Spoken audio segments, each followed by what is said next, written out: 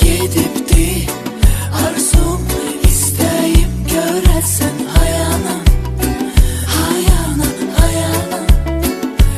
Dediler dönecek, sevinçten yüreğim az kaldı. Dayanam, dayanam, dayanam. Göresen o ne zaman dönecek? Değilsen bu hasretim bitecek. Yine gözlerim güler, yine sevgilim döner. Sen sevirem diye ellerim, onun ellerin tutar. Gözüm gözüne bakar, bakar şimşekler çakar.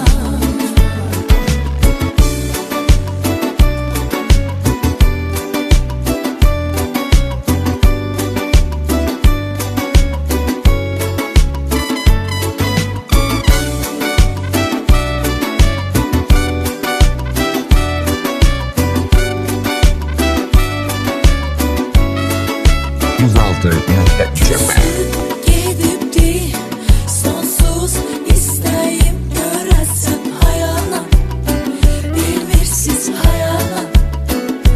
Dediler dönecek, sevinçten az kaldı yüreğim. Dayanam, dayanam, dayanam. Göresen o ne zaman dönecek? Değilsen bu hasretim bitecek. Gün gelir, yine gözlerim güler, yine sevgilim döner. Seni sevirem diye ellerim, onun ellerin tutar. Gözüm gözüne bakar, bakar şimşekler çakar.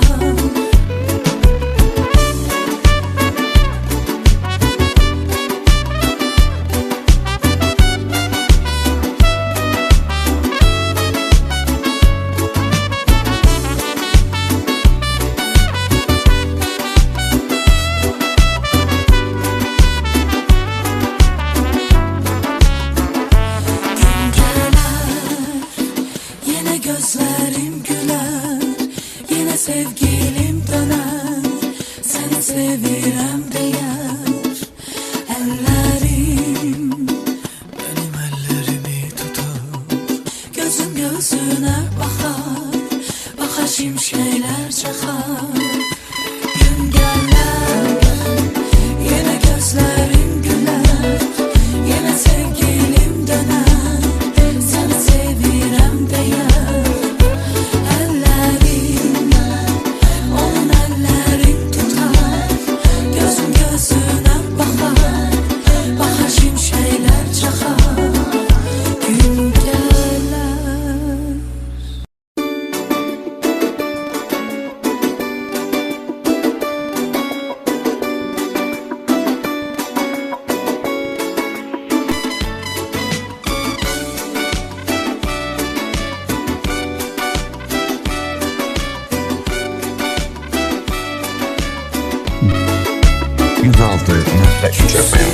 Gidipti arzum, isteğim göresin